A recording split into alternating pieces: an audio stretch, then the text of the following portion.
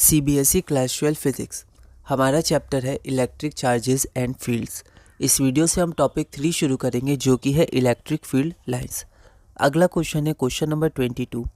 Why do electrostatic field lines not form closed loops. यह question all India 2014 में 1 mark का पूछा गया था। एक बार आप इस क्वेश्चन को ट्राई करिए, फिर हम लोग आगे बढ़ते हैं। तो इसमें जो है इसमें आप लैंग्वेज को, रीजंस को अपने तरह से मॉडिफाई करके लिख सकते हैं। ठीक है, इलेक्ट्रोस्टैटिक फील्ड लाइंस स्टार्ट, अगर आप स्टार्ट लिखिएगा तो आप एंड लिखिए, ओरिजिनेट लिखिएगा तो आप टर्मिनेट लिखिए ना। ओरिजिनेट ज़्यादा सही वर्ड है। ठीक है, जब हम लोग लैंग्वेज लिखते हैं तो electrostatic field lines originate from a positive charge and end at a negative charge. To form a closed loop the electric field lines must start and end या ओरिजिनेट एंड टर्मिनेट, ठीक है, at the same point that is both positive and negative charge. At the same point, that is both positive and negative charge should exist at the same point, which is not possible. ठीक है, hence electrostatic field lines do not form closed loops. ठीक है, अब क्या होता है कि हमें पता है कि जो हमारा पॉजिटिव चार्ज है यहाँ से इलेक्ट्रिक फील्ड लाइन ओरिजिनेट होता है और निगेटिव चार्ज पे एंड होता है। लेकिन अगर इसको क्लोज लूप बनाना है तो इसको वापस घूम के पॉजिटिव चार्ज पर ही आना होगा। ठीक है, तो पॉजिटिव चार्ज पर ही से ही इसको ओरिजिनेट होना पड़ेगा और पॉजिटिव चार्ज पे ही एंड होना पड़ेगा। ये एक रीज़न है, आप ये भी लिख सकते हैं। और क्या रीज़न है कि अगर इसको निगेटिव पर ही एंड करना है तो किसी तरह पॉजिटिव और निगेटिव एक ही जगह हो जाए। तो पॉजिटिव से शुरू हुआ और वापस जब घूम के आया तो यहाँ निगेटिव जो उसी जगह है वहीं पर हो जाए, तो क्लोज लूप बन जाएगा। लेकिन ये सही रीज़न नहीं है। ठीक है, तो वो दोनों एक जगह एग्जिस्ट नहीं कर पाते, तो ये रीज़न है। एक रीज़न और होता है, जैसे एनसीईआरटी में एक लाइन लिखी हुई है कि इलेक्ट्रोस्टैटिक जो हमारा फील्ड लाइंस होता है वो conservation of electric field lines फिर फॉलो नहीं होगा, इलेक्ट्रिक फील्ड का कंजर्वेशन। ठीक है, तो वो वर्क के रिलेटेड भी एक रीज़न होता है। आप चाहें तो वो रीज़न भी लिख सकते हैं, है ना। तो अपनी तरह से आप इस क्वेश्चन को मॉडिफाई करके लिख सकते हैं। अगला क्वेश्चन है question number 23। Why do the electric field lines never cross each other. यह क्वेश्चन ऑल इंडिया 2014 में 1 मार्क का पूछा गया था। एक बार आप इस क्वेश्चन को ट्राई करिए, फिर हम लोग आगे बढ़ते हैं। If electric field lines cross each other then there will be 2 tangents drawn at the point of intersection. हमें पता है कि जो इलेक्ट्रिक फील्ड लाइंस होती हैं उसके किसी पॉइंट पे टेंजेंट हमें फोर्स बताता है। अगर इलेक्ट्रिक फील्ड लाइन क्रॉस करेंगी तो यहाँ पर 2 टेंजेंट्स हो जाएंगे। ठीक है, तो उस पॉइंट पे 2 जगह इलेक्ट्रिक फील्ड आ जाएगा, जो पॉसिबल नहीं है। ठीक है, एक पॉइंट पे एक ही जगह डायरेक्शन होगी। If electric field lines cross each other, then there will be 2 tangents drawn at the point of intersection, and hence 2 direction of electric field at that point, which is not possible. Hence electric field lines never cross each other. ठीक है, अगला question हम लोग देखते हैं, question number 24। Why must electrostatic field at the surface of a charge conductor be perpendicular to every point on it? तो अगर हमारे पास कोई कंडक्टर है तो यहाँ पर अगर हमारे पास पॉजिटिव चार्ज है तो जो इलेक्ट्रिक फील्ड लाइंस होती हैं वो हमेशा इसके परपेंडिकुलर होती है। ठीक है, परपेंडिकुलर जाएंगी। ऐसा क्यों होता है? तो यह क्वेश्चन फॉरेन 2014 में 1 मार्क का पूछा गया था। एक बार आप इस क्वेश्चन को ट्राई करिए, फिर हम लोग आगे बढ़ते हैं। If the electrostatic field at the surface of a charge conductor is not perpendicular, थोड़ी ओवर राइटिंग हुई है, हमें लैंग्वेज और स्पेलिंग पे ध्यान रखना है।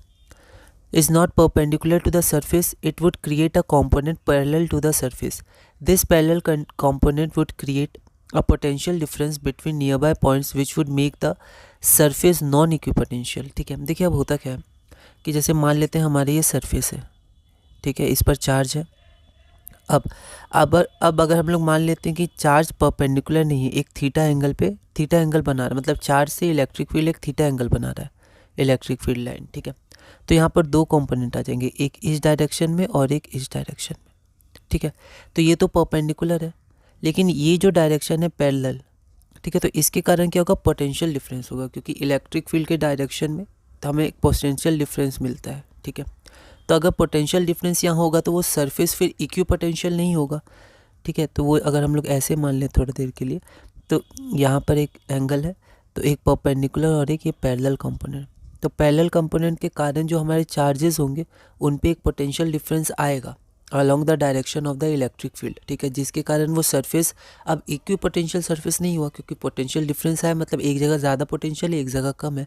लेकिन हमें पता है कि चार्जेस क्या होते हैं, इक्वी पोटेंशियल होते हैं। इस कंडक्टर पे जो सरफेस पे चार्जेस होते हैं तो वो सरफेस आपका इक्वी पोटेंशियल होता है। तो वो इक्विपोटेंशियल फिर नहीं रहेगा, नॉन इक्विपोटेंशियल हो जाएगा। ठीक है, तो वही लिखा हुआ है कि this parallel component would create a potential difference between nearby point which would make the surface non equipotential surface. ठीक है, but we know non equipotential है ना, ये सरफेस यहाँ का है ना, तो इसलिए क्या करेगा, आप लैंग्वेज पे ध्यान दीजिएगा। कोशिश करेंगे बोर्ड पे ऐसे करके लिखना या फिर कट करके लिखना, जितना कम हो उतना सही है ना। तो मैं इसको पढ़ता हूँ, which would make the surface non equipotential, बस यहीं तक है। अगली लाइन है, but we know that the surface है ना, तो हम लोग लैंग्वेज पे ध्यान देंगे, इसको यहीं लिखना था तो हम लोग थोड़ा ध्यान से लिखेंगे। But we know that the surface of a charge conductor is equipotential, वो सरफेस क्या होता है, इक्विपोटेंशियल होता है। Hence the electrostatic field at the surface of a charge conductor is perpendicular, तो इसको परपेंडिकुलर होना पड़ेगा ताकि उसका पैरेलल कंपोनेंट 0 हो जाए। अगला क्वेश्चन है question number 25, a metallic sphere is placed in a uniform electric field as shown, तो ये मेटेलिक स्फीयर है, यहाँ पर यूनिफॉर्म इलेक्ट्रिक फील्ड है। Which path is followed by electric field lines and why, तो यहाँ पर 4 पाथ आपको दिखाए गए हैं, ABCD, ये सब इलेक्ट्रिक फील्ड लाइन्स के पाथ हैं। तो कौन सा पाथ फॉलो होगा इलेक्ट्रिक फील्ड लाइन्स के द्वारा, मतलब ये 4 पाथ हैं। ठीक है, इलेक्ट्रिक फील्ड लाइन्स इन चारों में से कौन सा पाथ फॉलो करेगी और क्यों ऐसा।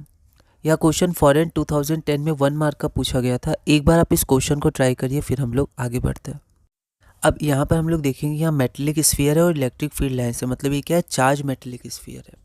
ठीक है, तो यहाँ पर आपका क्या होगा कि यहाँ पर सबसे पहला तो आपका जो चार्ज मेटेलिक स्फीयर होता है उसके अंदर इलेक्ट्रिक फील्ड 0 होता है, इलेक्ट्रिक फील्ड इंटेंसिटी, तो अंदर तो कोई इलेक्ट्रिक फील्ड लाइन्स नहीं होगी, तो आपका ये B हट जाएगा और ये आपका C हट जाएगा। ठीक है, उसके बाद जो आपका सरफेस पे जो इलेक्ट्रिक फील्ड लाइन्स होती है वो परपेंडिकुलर होती है, हमने अभी पढ़ा। ठीक है, तो ये जो है ये क्या है, एंगल बना रही है, क्या है, पैरेलल, मतलब ये एंगल बना रही है, परपेंडिकुलर नहीं है। ये देखिए ये परपेंडिकुलर है यहाँ पर। ठीक है, तो आपका D पाथ फॉलो होगा, A नहीं होगा। तो यहाँ हम लोग देखते हैं लैंग्वेज में, path D is followed by electric field lines because the electric field intensity inside the metallic sphere will be 0, अंदर 0 है तो अंदर 0 होने के कारण B हट गया, C हट गया। Hence no electric field lines exist inside the sphere, also electric field lines are always perpendicular to the surface of the conductor, तो परपेंडिकुलर है, इसी के कारण आपका A भी हट गया, तो आपका ऑप्शन नंबर D हो जाएगा। ठीक है, अगला है हमारा question number 26, draw the pattern of electric field lines when a point charge -q is kept near an uncharged conducting plate. यह क्वेश्चन दिल्ली 29 में 1 मार्क का पूछा गया था। एक बार आप इस क्वेश्चन को ट्राई करिएगा, अगली वीडियो में हम इसे सॉल्व करेंगे।